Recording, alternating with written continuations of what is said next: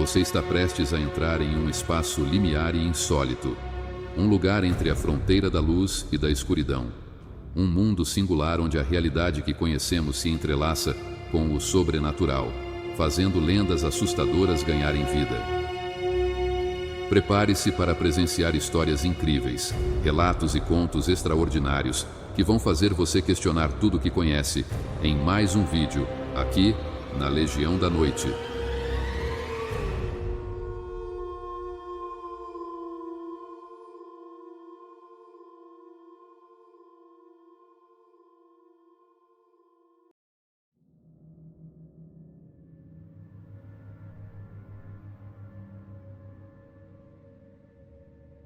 Conceição era uma moça trabalhadora e tinha o hábito de dormir muito tarde. A moça era artesã, trabalhava na arte de chapéu e bolsas de palha de carnaúba. Como Conceição, havia muitos artesãs na região em que ela morava. Muita gente adorava fazer cerão, isso porque a noite era silenciosa e era bem melhor de trabalhar. Mas algumas pessoas fechavam suas portas antes da meia-noite.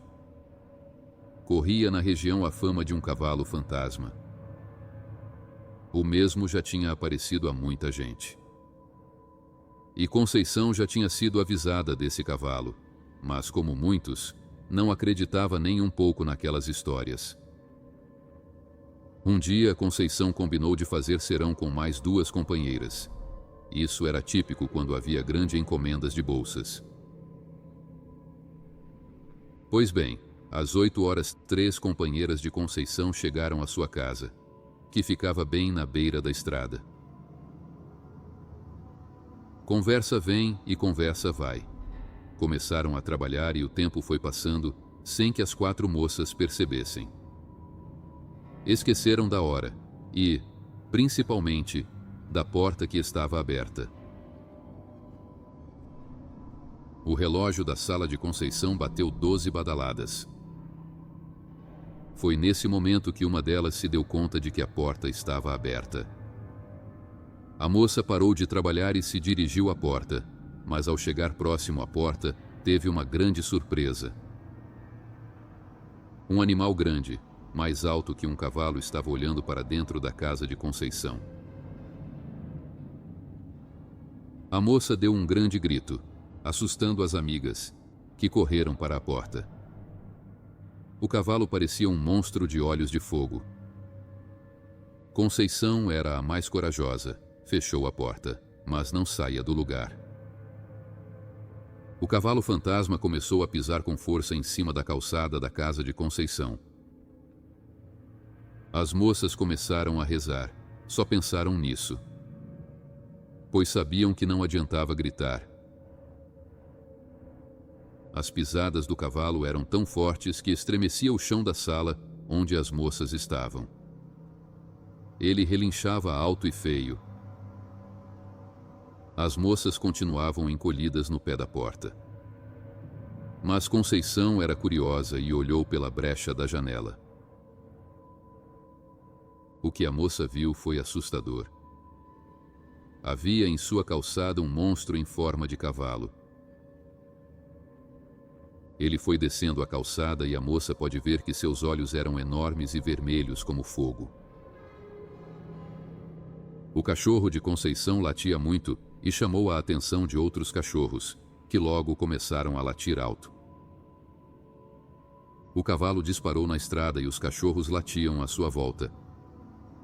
As moças pararam de trabalhar e custaram a dormir naquela noite. No outro dia, elas contaram para os pais de Conceição, que disseram ser obra da imaginação das moças. O cavalo que elas viram era apenas um cavalo que tinha se soltado de algum cercado. As moças sabiam que o que tinham visto era algo real, tão real como elas mesmas. Muitas pessoas acreditaram na história do cavalo fantasma, pois tinham visto seus olhos grandes e vermelhos como fogo.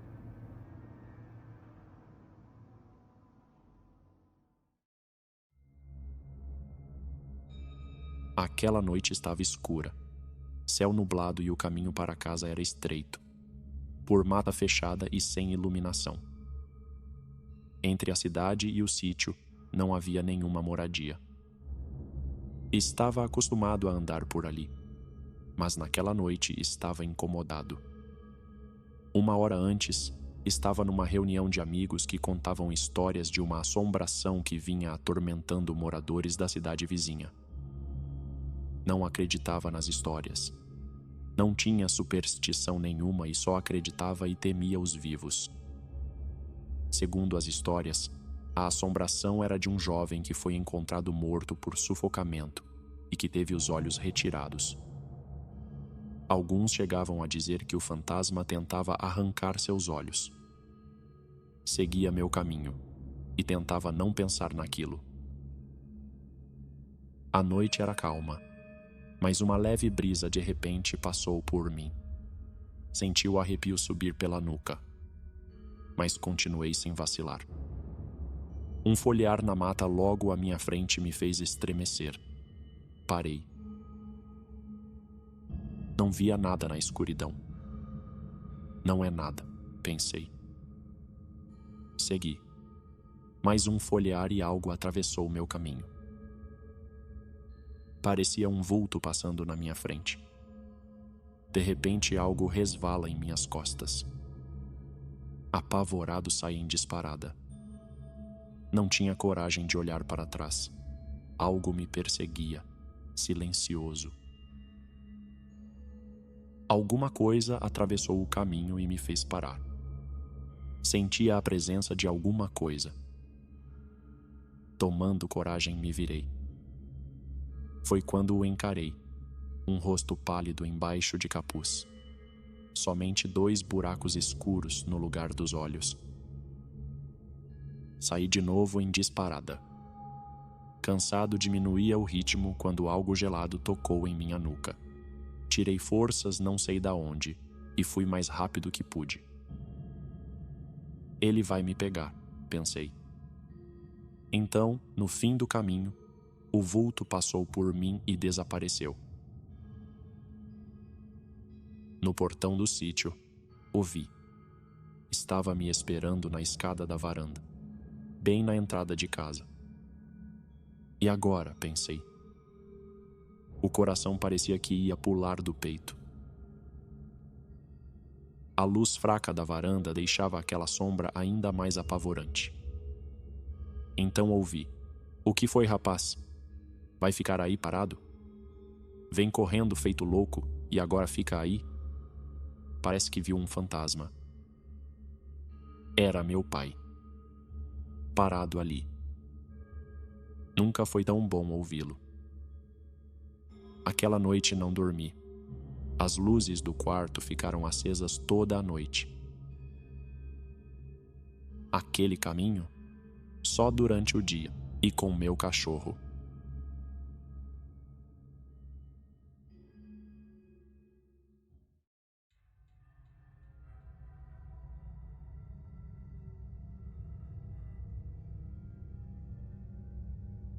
Essa é uma história real e passou-se por volta de 1960 na cidade de Marília, em São Paulo. Meus avós maternos moravam em uma fazenda na cidade citada acima. Meu avô era administrador e tinha que resolver muitas coisas na cidade que ficava um pouco distante da fazenda. Tinha dias que ele saía e voltava somente de madrugada para casa, deixando minha avó sozinha com os filhos pequenos. Certa noite, e diga-se de passagem, era noite de lua cheia. A noite estava tão clara que se podia ver nitidamente, sem auxílio de lampião, o que se passava lá fora. Era por volta da meia-noite quando minha avó acordou com os latidos da cadela de estimação e do choro de seus filhotinhos recém-nascidos. Eles estavam no paiol que ficava no quintal da casa. Minha avó acordou o seu filho mais velho, que na época devia ter uns 14 anos. Ela abriu um pouquinho a janela bem devagar. Naquela época as casas antigas de fazenda tinham um alicerce bem alto e, consequentemente, as janelas também ficavam numa altura em que quem estava do lado de fora não conseguia ter acesso. Pela janela, minha avó viu um cachorro preto enorme com a parte traseira mais alta que a dianteira dentro do paiol. Ele pegou um dos filhotes pela boca, correu para dentro da mata fechada. Minutos depois, voltou e pegou mais um. A cadela, mesmo assustada, tentava defender suas crias, mas sem sucesso. Minha avó então pegou um tijolo que escorava a porta da cozinha, abriu a janela e gritou: "Lobisomem!" Xingou o mesmo e arremessou o tijolo em sua direção. Não conseguiu acertá-lo, mas o mesmo saiu correndo em disparada para dentro da mata e desapareceu. Umas 2 horas depois, meu avô chegou da cidade e minha avó contou o ocorrido. Ele deu risada duvidando de minha avó, dizendo que lobisomem não existia. Então foi até o paiol e constatou que havia apenas os filhotes que eram fêmeas. Os machos haviam sumido todos. A partir desse dia, meu avô não saiu mais de casa em noites de lua cheia.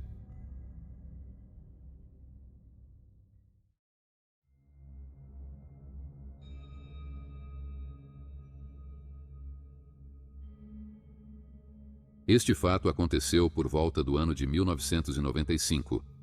Constantemente, eu e meus filhos de 8 e 12 anos fazíamos um passeio até Cabo Frio, onde eles nasceram, e deixamos alguns amigos. Eu sempre optava pela viagem de ônibus fazendo baldeação através de ônibus municipais. Ou seja, parávamos em cada município até chegar a Cabo Frio. Íamos até Rio Bonito. Chegando lá, pegávamos outro para Araruama e depois outro para Cabo Frio. Muitos me criticavam achando que seria melhor ir direto em um só ônibus, mas eu sempre gostei de aventuras.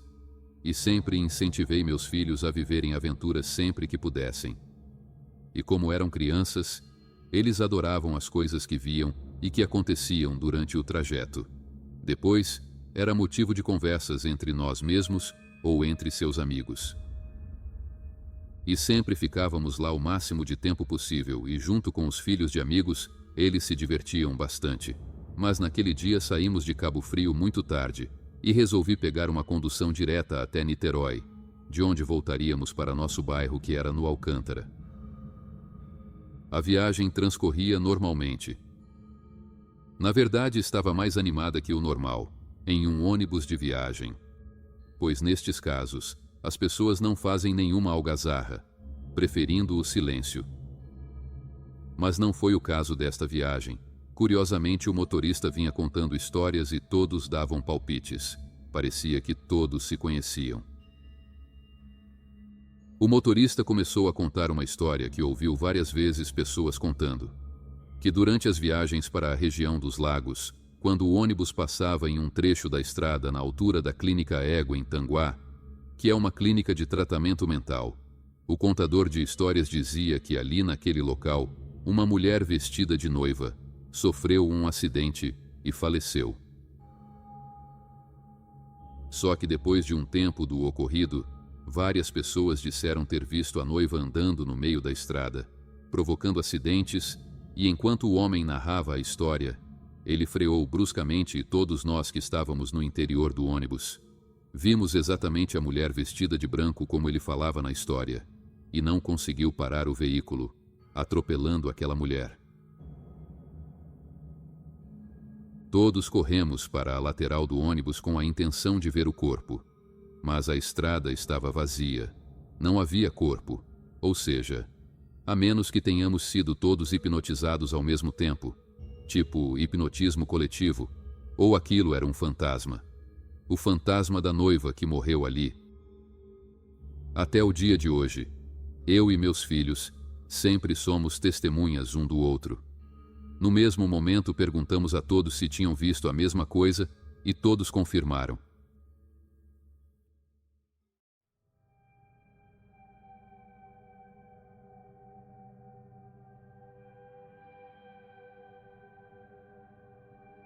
Eu sempre tive um fascínio por este período entre o Carnaval e a Páscoa.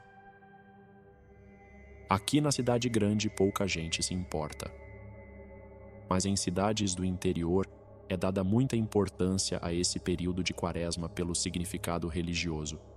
Afinal, segundo a doutrina cristã, Foi o período em que Jesus jejuou no deserto, passando por várias provações, tendo inclusive sido tentado por Satanás.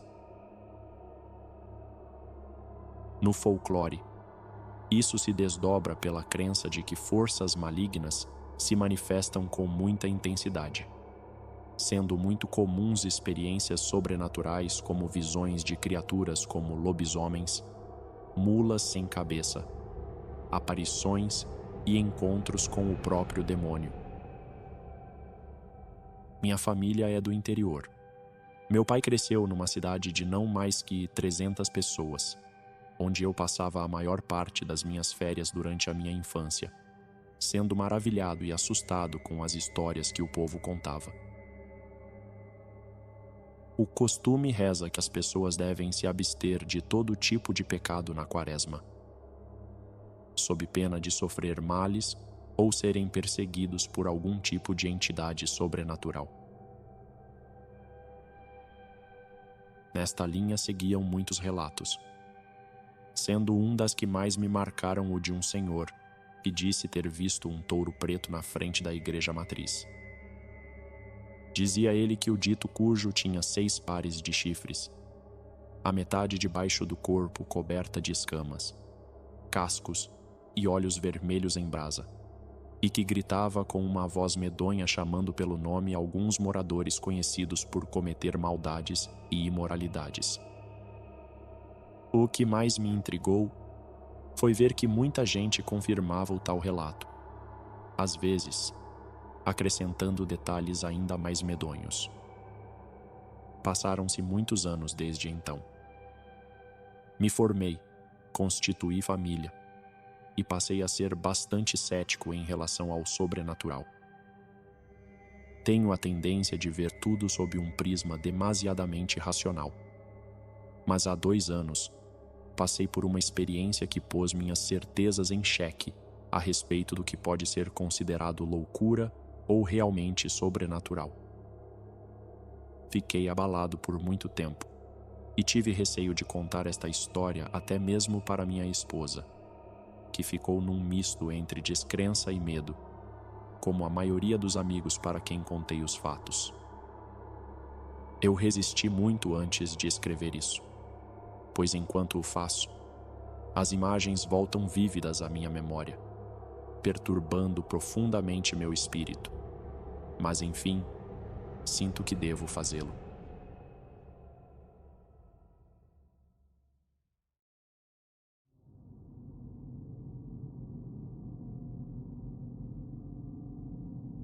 Eu estava de volta àquela cidade, pois tinha recebido como herança uma propriedade rural que pretendia vender o quanto antes, a fim de evitar qualquer aborrecimento. Cheguei na casa onde costumava passar as férias, mas a mesma já em nada me lembrava dos tempos felizes de antigamente. Minha tia Cida, sempre tão querida, era agora uma velha amarga. Meus primos eram adultos irritados, se envolviam em problemas e bebiam muito. Minha prima Lili, que era uma criança linda naqueles tempos, tinha agora 27 anos, mas já aparentava mais de 40. Estava acabada e deprimida. Tinha 2 filhos e um marido alcoólatra. Eu queria sair o quanto antes daquele lugar horrível. Concordamos em vender o sítio e dividir o dinheiro. Levamos um corretor para avaliar a propriedade e seguimos pela estrada num Passat, caindo aos pedaços por aquelas estradas horríveis. Quando cheguei ao sítio, fiquei desanimado. O lugar era muito distante, quase não tinha benfeitorias e estava bem deteriorado. Era a herança do tio Cláudio, que tinha aberto uma mercearia no vilarejo e arrendado o sítio para um antigo empregado, que usava o local como abatedouro ilegal, o que se percebia pelas pilhas de ossos de bois, porcos, bodes e até cavalos. O corretor também não parecia animado com a possibilidade de vender aquilo, tanto que já tinha me aconselhado a abrir mão e deixar que meus parentes se virassem com o inventário. Estávamos avaliando o estado de um dos currais quando a tia Cida apontou para o teto. Foi naquele toco lá que ele amarrou a corda. Ele queria morrer mesmo. A corda era grande demais e ele teve que encolher as pernas para conseguir morrer enforcado. Naquela hora decidi seguir o conselho do corretor e deixar tudo para lá. Ouvi um grito da Lili. "Vem cá, demônio. O que você tá fazendo aí, desgraçado?" Ela estava gritando com um dos filhos que tinha se distanciado da gente e brincava com uma caveira de bode. "Cala a boca, sua maluca. Para de ficar falando o nome do coisa ruim aqui. Sabe que a gente tá na quaresma," repreendeu tia Cida. "É que esse desgraçado não obedece," disse Lili dando um beliscão no filho. "E para de chorar." Continuamos avaliando o sítio e aquele ambiente já me dava mal-estar. A casa da sede estava destelhada, cheia de folhas, lixo no chão. Haviam cinzas de uma fogueira e cera de vela no meio da cozinha. Comi uma carambola no quintal antes de atravessar o riacho, e fomos até o outro lado, na casa do sujeito que arrendava o lugar. A tia Cida queria saber quanto ele ganhava abatendo animais. Perguntava várias coisas. Os primos discutiam assuntos inúteis. Prosseguíamos a tarde toda naquela conversa enfadonha, bebendo café ralo e comendo uma linguiça frita de procedência duvidosa. Eu mal podia esperar para aquilo tudo acabar. Quando a prima Lili levantou de repente da cadeira. "Cadê aquele capeta? Sumiu de novo?" perguntou para o filho mais velho, que brincava com terra. "Não sei. Tu tem que tomar conta do teu irmão, seu burro", gritou batendo no menino. "Vamos procurar ele." Tia Cida saiu da casa e advertiu Lili. "Eu tô te falando para parar de falar esses nomes. Menina, vai acontecer coisa ruim contigo se tu não parar com isso. Eu não aguento mais esses moleques", disse Lili com raiva, e saiu pelo mato gritando: "Demônio! Cadê você, seu bicho ruim? Vem que eu vou te dar uma coça." Tia Cida já estava sem paciência. Já eram 6 da tarde. Estava quase escurecendo. As crianças choravam. Já tínhamos nos despedido e voltávamos pela mesma estrada. Mas no meio do caminho, como tudo já não tivesse sido ruim o suficiente, o carro enguiça. Meus primos xingavam e esmurravam o carro. Saímos para tentar resolver. Tia Cida, Lili e as crianças ficaram dentro do carro. Pelo básico que eu sabia de mecânica, não podia fazer nada. Meu primo achava que o carburador tinha entupido de novo e começava a desmontar. Estava no meio do trabalho quando a Lili começou a gritar desesperada. "Sai daí! Ele tá lá na frente, olha." Não tinha nada nem ninguém em volta. "Sai daqui! Sai daqui! O que você quer comigo?" A prima Lili gritava e chorava desesperada enquanto tia Cida tentava acalmar. "Que foi, menina? Que foi?" "O bicho ruim, tia. Ele veio me pegar. Olha lá. Ela olhava fixamente e apontava para um ponto da estrada, onde não tinha nada, e chorava muito.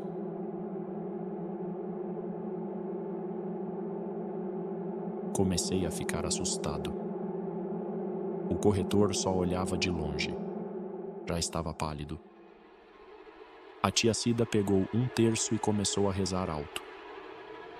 Lili chorava e de repente começava a rir descontrolada. Depois olhava a estrada, chorava e gritava por socorro. As crianças não paravam de chorar. Aquele carro havia se transformado num verdadeiro inferno. Reza, Lili. Reza um Pai Nosso que ele some, gritou tia Cida. Ele tá olhando para mim. Não. Sai daqui, Beelzebu. Ele tem um olhão de fogo. Tia, berrava Lili. Desculpa, filho. Perdão, Jesus. Tia Cida fez a Lili rezar um Pai Nosso.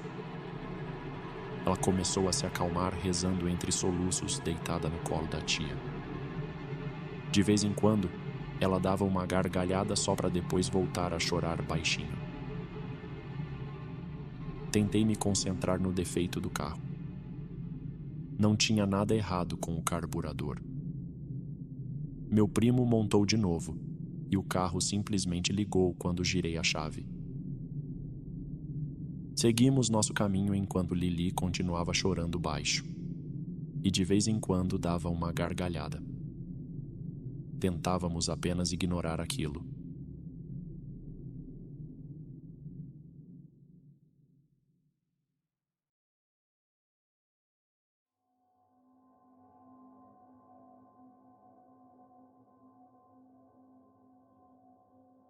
Chegamos à noite. Me convidaram para jantar e dormir lá, mas recusei e fui dormir no hotel em que já estava hospedado, numa cidade vizinha. Na noite seguinte voltei e a prima Lili estava de cama. Teve uma febre de 40 graus na noite anterior. Tinha sofrido de delírios, mas agora estava dormindo. Perguntei para minha tia o que tinha acontecido na estrada. Ela contou para mim ontem. Você não ouviu? Eu disse para ela que isso ia acontecer.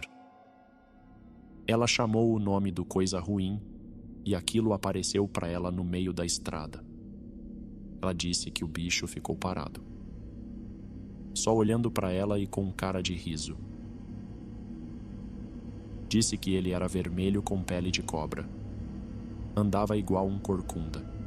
Tinha chifre e olhos de fogo. Eu não falei? Foi o tinhoso que apareceu para ela. Ela tá tendo pesadelo direto. Diz que o bicho falou que vai aparecer para ela toda a quaresma. No dia seguinte, falei com o advogado e expliquei para todos que estava cedendo minha parte da herança e passei 2 bons anos sem pôr os pés lá.